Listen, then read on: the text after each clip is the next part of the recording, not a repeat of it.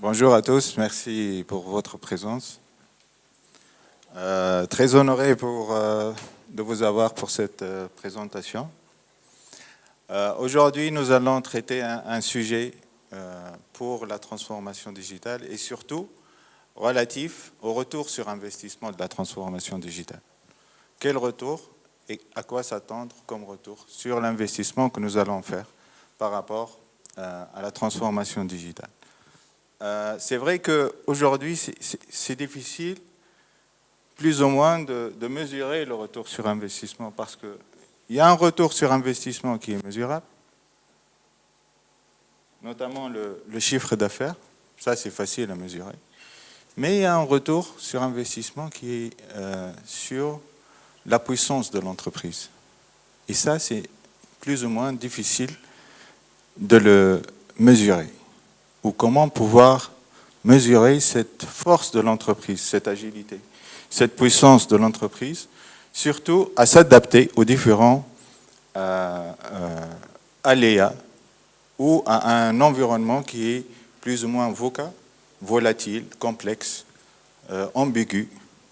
Donc cette force de l'entreprise pourra aujourd'hui faire du chiffre d'affaires par la suite. Donc on va traiter un peu ces sujets, mais on va commencer plus par redéfinir un peu la transformation digitale.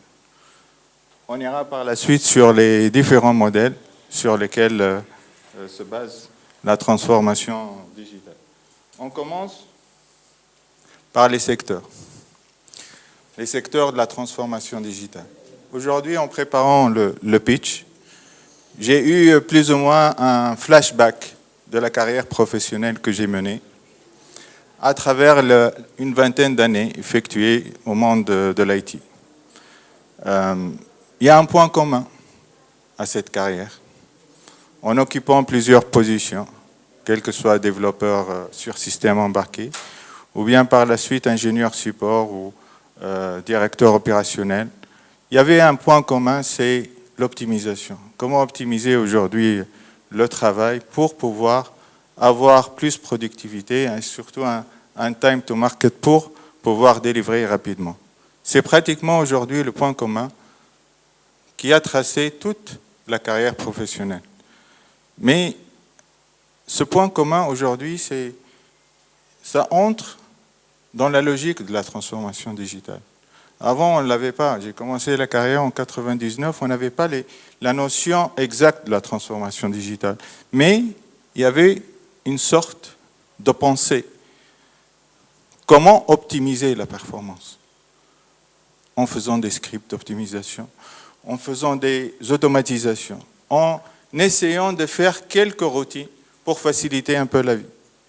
En étant ingénieur embarqué, vous savez, le code embarqué, il y a une centaine de lignes juste pour...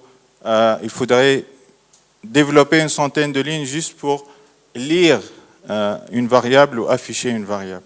Donc il faudrait optimiser tout ça par rapport au travail quotidien. Mais aussi sur la partie support, la partie système, la partie infra, la partie de tout le travail de tous les jours, il faudrait l'optimiser.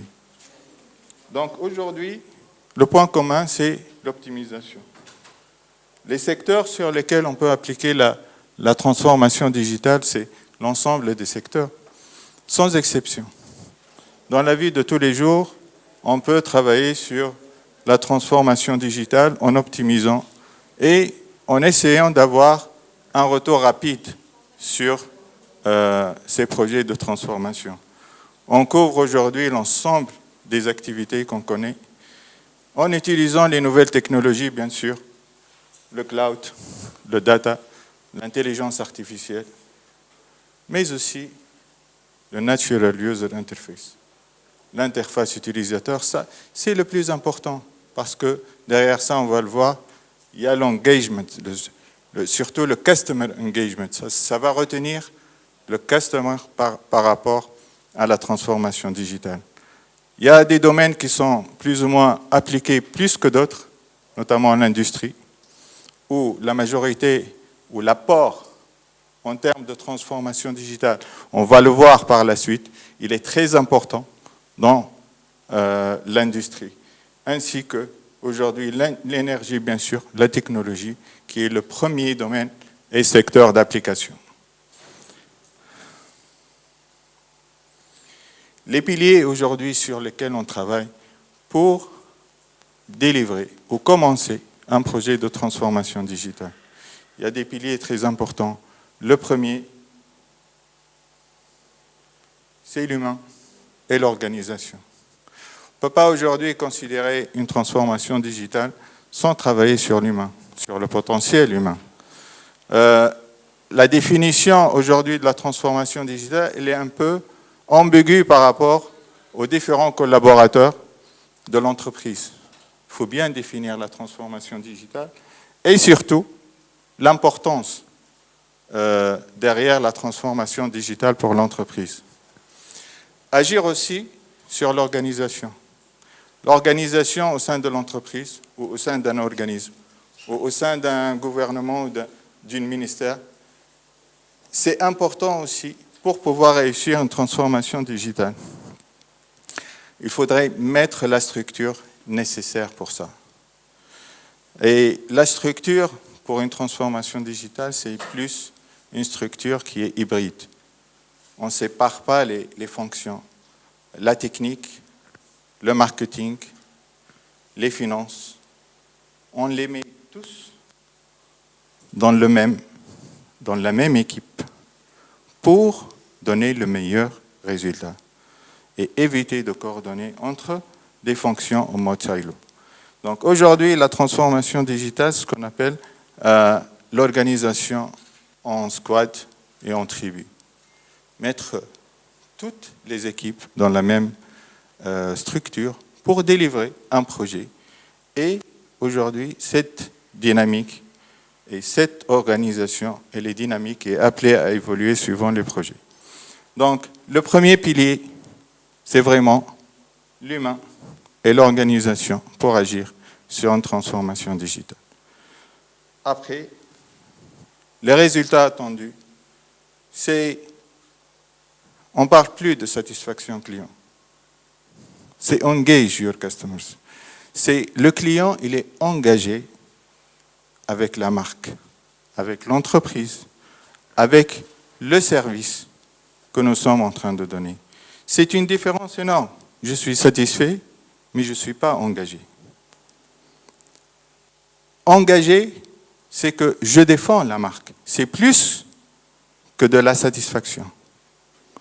Et aujourd'hui, la plupart des entreprises travaillent sur l'engagement des customers. Moi, je suis un ambassadeur de la marque. Empower your employees, ça c'est l'essence même de la transformation digitale parce que, comme on l'a vu, on agit sur le potentiel humain de l'organisation. C'est la montée en compétence des différents employés de l'entreprise. Empower your employees, c'est vraiment donner des skills plus que techniques pour pouvoir agir et rapidement. L'optimisation, quand on dit transformation digitale, on dit optimisation. C'est la première brique. On pense tous à optimiser le coût opérationnel, l'operational efficiency, l'efficacité opérationnelle, à travers la digitalisation des process, le premier niveau d'application, mais aussi à travers l'automatisation, l'intelligence artificielle et différentes technologies. Là où la majorité des entreprises s'arrêtent, c'est au niveau de cette étape. L'optimisation des opérations ou avoir un business model qui répond à la transformation digitale, mais ils ne vont pas au-delà. Ils ne vont pas au-delà parce qu'ils ne transforment pas le produit, ils ne transforment pas le business model. Nous allons voir la différence entre ces différentes étapes et le retour sur investissement par rapport à chaque partie du scope de la transformation digitale. Si on s'arrête là, c'est quoi le retour sur investissement? Si on va au-delà sur la transformation du business model, C'est quoi le retour sur investissement? On va voir la différence. Donc cette partie, elle n'est pas très couverte lors du chantier de transformation digitale. C'est-à-dire on garde le même produit. Aujourd'hui, je fais dans le transport, je garde mon produit, mais juste, je digitalise l'accès. Je digitalise, par exemple, le traitement des réclamations. Ça, c'est une partie qui est assez importante. Ça donne une satisfaction client, mais surtout, qui ne répond pas entièrement à la transformation digitale. La transformation digitale, c'est définir ou revoir le business model de l'entreprise. C'est ça qui va ramener aujourd'hui le retour sur investissement. Il fait une croissance, voire une explosion du chiffre d'affaires.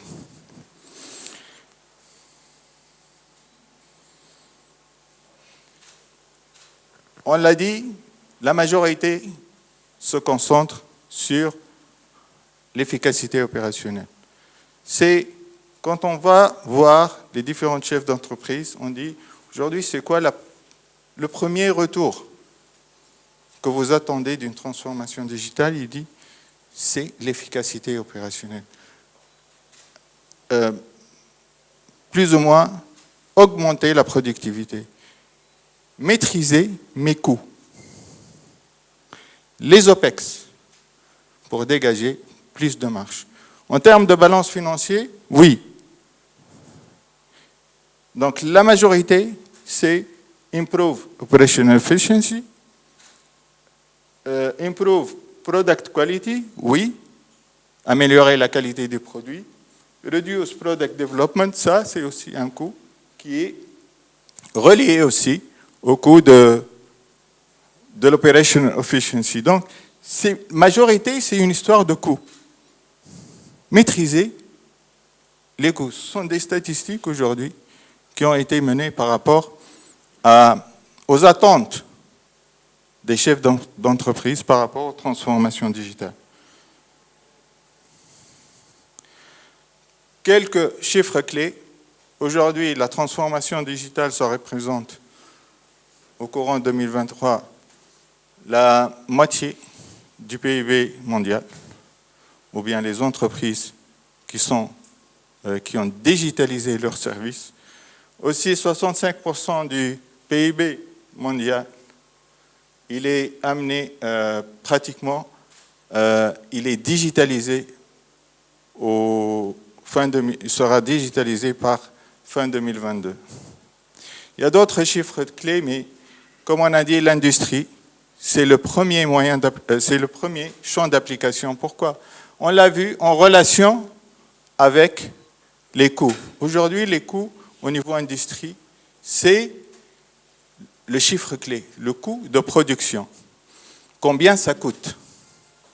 Donc, maîtriser les coûts au niveau de l'industrie, ça va permettre d'être productif et surtout d'être concurrentiel.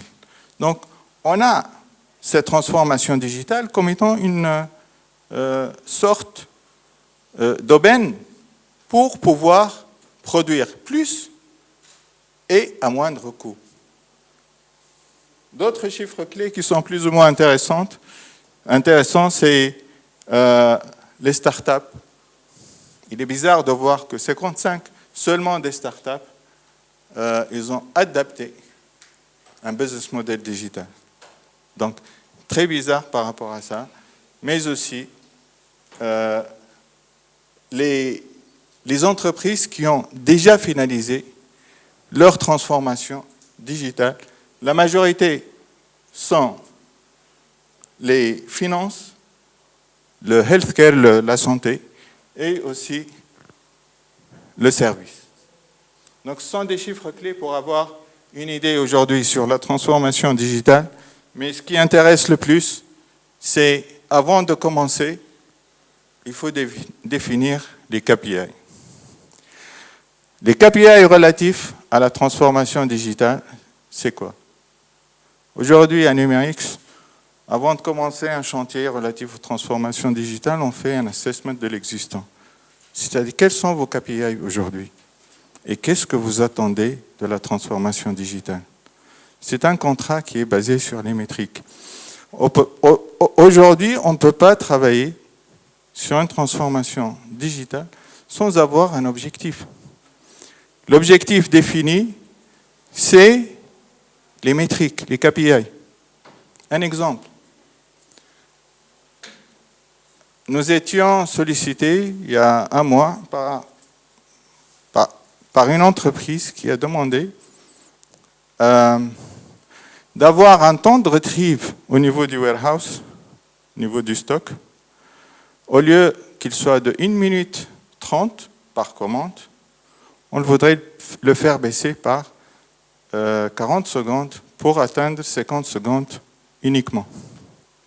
Ça, c'est une métrique. C'est un besoin qui est clair. Comment vous pouvez apporter votre expertise pour atteindre cet objectif? C'est de l'industrie. Aujourd'hui, c'est un KPI qui est simple, mais il faudrait y mettre toute la technologie pour pouvoir l'atteindre. La technologie basée sur la reconnaissance image, basée sur des algorithmes d'intelligence artificielle pour pouvoir l'atteindre. C'est un exemple d'application qui est du concret. Partir d'un KPI défini pour atteindre un KPI objectif. La transformation digitale doit être basée sur des métriques. Des métriques pour pouvoir dire que aujourd'hui j'ai le retour sur investissement ou je n'ai pas le retour sur investissement.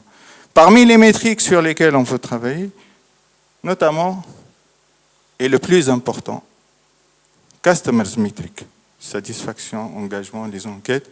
Donc ce sont des métriques importantes pour commencer la transformation digitale. Avoir la photo applicative ou la photo, l'assessment actuel de l'État pour pouvoir commencer et refaire la même chose après une année d'une transformation digitale. Sales and marketing, la vente et le marketing, il y a beaucoup de KPI sur les ventes, le marketing. Donc ça, il faut aussi les définir comme objectifs dès le début sur le projet de transformation digitale. La productivité, bien sûr, pour atteindre une efficacité opérationnelle. Aujourd'hui, il y a différents calculs pour l'efficacité opérationnelle, la charge versus, etc. Donc ça aussi, c'est un KPI qui peut être pris en compte pour définir les objectifs d'une transformation digitale. L'approche, on ne va pas réinventer. Moi, je m'inspire aujourd'hui de l'approche McKinsey. On a vu aujourd'hui différents objectifs de la transformation digitale. Il y a l'approche simple, qui est plus ou moins superficielle, qui est relative plus à la digitalisation des process. C'est la couche la plus basse et la plus simple à plus ou moins à amorcer au niveau d'une entreprise. Mais aussi, il y a une partie qui est plus ou moins moyenne.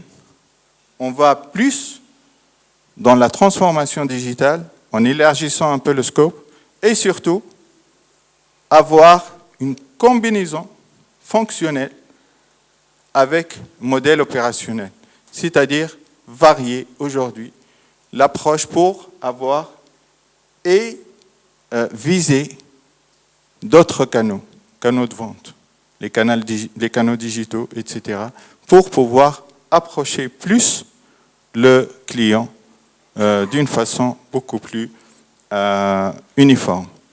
Et l'approche la plus large et la plus compliquée à construire, c'est relatif à l'approche globale qui définit les différents process sans exception, plus la partie business model qu'on va voir sur le slide suivant.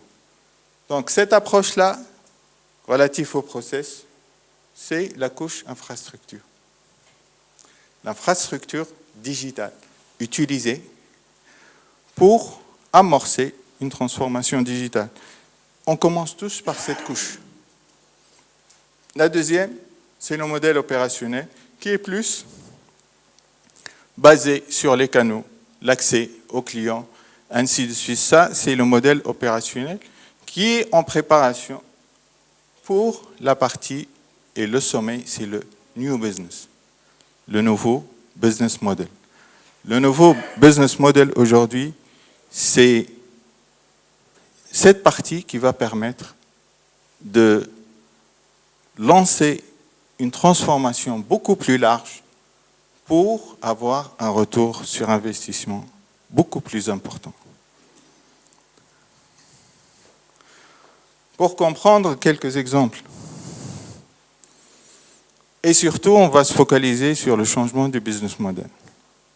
Netflix. Aujourd'hui, Netflix, c'est une compagnie qui a commencé par un business model on demand. J'envoie un mail pour recevoir un film. Après quelques jours, j'en reçois le film sur DVD. Donc, le business model de Netflix, il a commencé comme ça. Après, ils ont dit, on va transformer le business model. On va mettre tout sur le cloud et donner un accès direct aux différents utilisateurs. L'idée, elle est simple.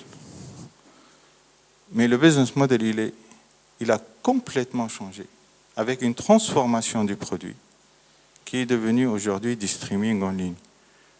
Et après, le chiffre d'affaires, il a par la suite suivi ce changement au niveau du business model.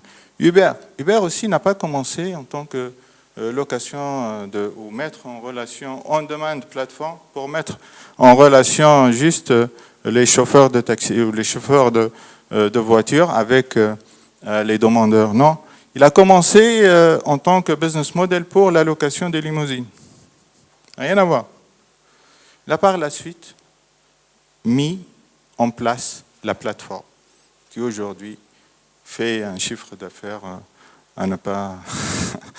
C'est vraiment le modèle, le business model qui a changé et qui a permis aujourd'hui la réussite de ces marques-là. Après ce changement, ils ne se sont pas arrêtés là. Il y a eu Uber Eats, il y avait Uber, donc d'autres business models qui ont accompagné la croissance de Uber. Walt Disney, c'est important aussi de signaler parce que ça intègre vraiment l'ensemble des différents points relatifs à la transformation digitale.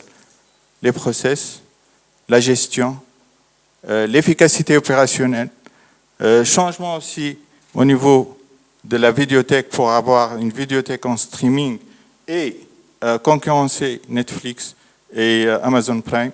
Donc, il y a un changement majeur de leur business model et surtout de la façon de faire. Surtout dans la gestion des parcs. Aujourd'hui, on distribue des bracelets pour pouvoir un peu mesurer le flux et avoir une certaine intelligence pour maximiser l'accès aux jeux au niveau des différents parcs. PayPal, ça aussi, c'est une transformation complète. Ils ont commencé sur un domaine de sécurité relatif au handset, rien à voir avec le paiement. Par la suite, il y a eu un changement radical qui a fait qu'aujourd'hui, PayPal devient par la suite un leader au niveau des paiements électroniques. Lego aussi avec l'imprimante 3D, etc. Ce qu'il faudrait mesurer, c'est très important. On a vu les différents leviers de la transformation digitale et les différentes parties relatives au retour au projet de transformation digitale. Si on digitalise la partie sales et marketing, en termes de process, en termes comment voir les choses, la digital marketing, la partie sales, les canaux de vente, nous avons 2 fois le ROI en une année. Ça, c'est des mesures et des moyennes qui sont calculées sur l'ensemble des entreprises qui ont amorcé ces chantiers. Si on va plus vite, il faut juste se rappeler du slide du McKinsey. Sur la deuxième partie, Digital Product et Channel. Là, on commence à dire les canaux plus le produit. Et la dernière sur laquelle on a présenté la partie business model, la revue du business model aujourd'hui, il y a 10 fois plus le retour sur investissement. Si on amorce un chantier qui est beaucoup plus profond relatif à la transformation digitale. Pour conclure, aujourd'hui, il y a la performance qui est mesurée. Ce qu'on a présenté, c'est vraiment au niveau de la performance. Ça, c'est la partie mesurable sur le chiffre d'affaires, sur les process, sur les KPI. Mais ce qui fait la force aujourd'hui de la transformation digitale, c'est l'agilité, c'est la puissance de l'entreprise.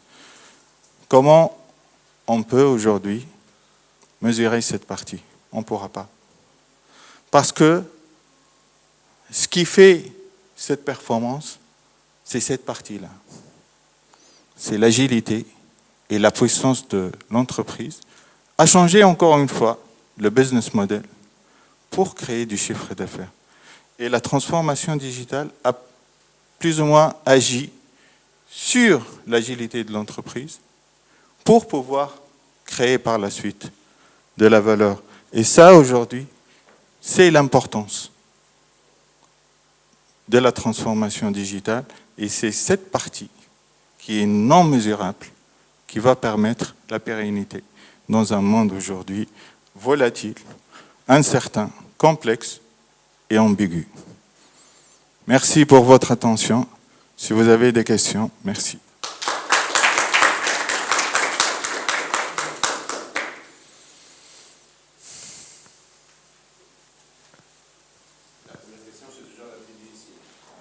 On a identifié le premier. Merci beaucoup. Ma question, en fait, par rapport au slide sur le ROI, donc vous avez cité pour la partie sales et marketing 2 fois le ROI. C'est au bout de quelle... Première année. Ça, c'est les mesures, voilà. Tout ça, c'est la première année. Ah, ça, c'est good. Mais on parle aujourd'hui sur des ROI, c'est sur l'ensemble et la moyenne des projets effectués en Europe. On ne parle pas des projets sur des pays émergents. Donc, c'est une étude effectuée par McKinsey relative au retour sur investissement. Sinon, la question complémentaire, c'est par rapport à un secteur d'activité.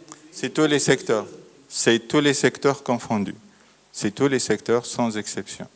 Donc, il y a plus ou moins différents secteurs, différentes entreprises, ainsi de suite, pour avoir ces résultats-là. Merci.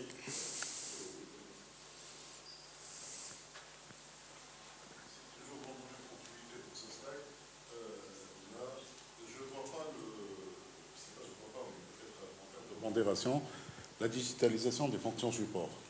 Parce qu'actuellement, on sait pertinemment qu'on met le paquet, qu'on investit pour la partie digitale, en sales, en marketing, en product, mais en tout cas en Tunisie, là c'est l'assessment en Tunisie, les fonctions support nécessitent vraiment une transformation digitale auquel les KPI ne sont pas vraiment évidents à déterminer et surtout le retour sur l'interdit, le ROI.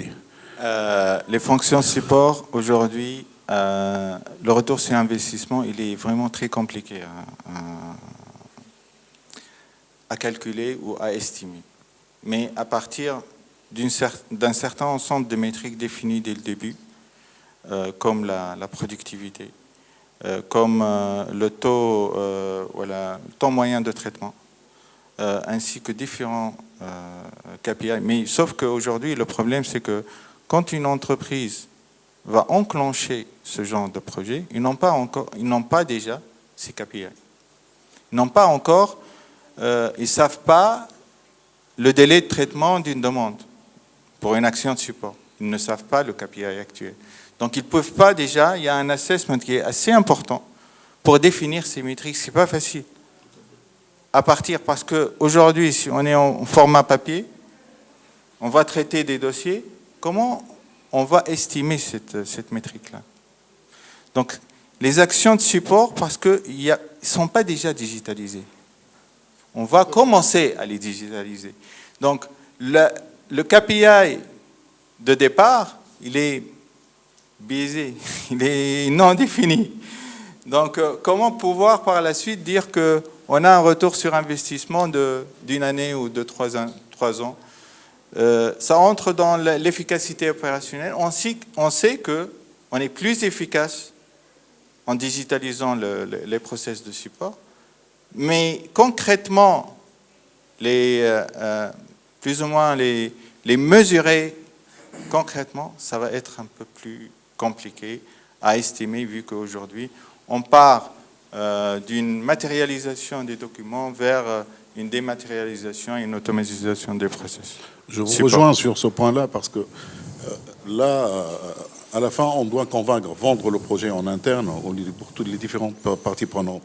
Déjà, pour dire, tout le monde demande un retour, soit en termes d'efficacité, là, c'est très difficile à mesurer, ou en termes d'atténuation de risque ou de réduction de coûts. C'est principalement pour pouvoir, on va dire, déclencher. Ma deuxième question, là, pour permettre, pour faire une stratégie de transformation digitale, le slide en avant, on a vu 3 approches. Est-ce qu'ils peuvent être complémentaires? C'est ce stade-là. C'est surtout ça. Ils doivent être complémentaires. Mais donc, commencer par le plus simple au plus large. Exactement. Tout à fait. Okay. Plus on va dans la profondeur, plus. Mais franchement, il ne faut pas commencer par là. Il faut commencer par le simple, estimer, mesurer, par la suite partir sur un scope beaucoup plus large et jusqu'à arriver plus ou moins à une digitalisation complète des différentes activités de l'entreprise. C'est un modèle aujourd'hui qui est modélisé par McKinsey. C'est vraiment, j'ai mis le... Donc, ce modèle, il est utilisé pour entamer le projet de transformation par rapport à chaque entreprise. Merci. Merci à vous.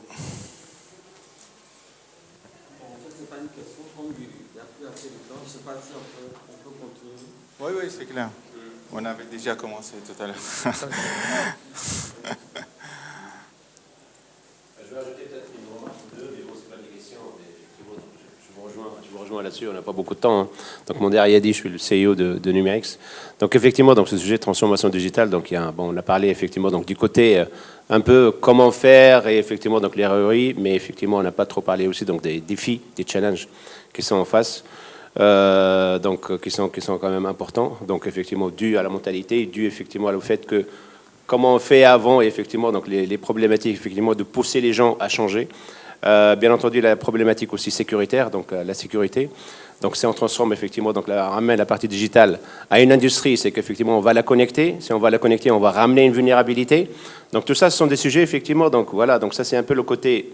Très bien, là on va y aller vers l'avant, mais c'est vrai qu'effectivement il faut traiter aussi des objections, il faut traiter effectivement des défis, des challenges. Aujourd'hui, effectivement, si on voit le terrain par exemple de l'industrie en Tunisie, il y en a à peu près, je ne sais pas, 70 à 70% d'industries qui ne sont pas encore connectées. Et les patrons de ces industries-là, ils ne savent pas comment faire. Et ils savent qu'effectivement il y a quand même une vague qui arrive, qui est très importante, qui risque de les pousser à bout. mais effectivement, ils ne savent pas comment faire. Qu'est-ce que ça veut dire, une transformation digitale? Donc tout ça, effectivement, il y a quand même beaucoup de travail à faire, en tout cas de notre côté, donc côté société de services, de l'innovation, et effectivement, il va falloir avoir beaucoup de pédagogie pour qu'on puisse effectivement donc ramener tout ce tissu effectivement industriel qui est très important à aller vers l'avant et effectivement s'organiser d'une manière digitale. Qui effectivement, voilà, donc on voit très bien donc les retours. Donc voilà, donc ça c'est un peu les réflexions que je peux rajouter au débat. Et merci pour votre.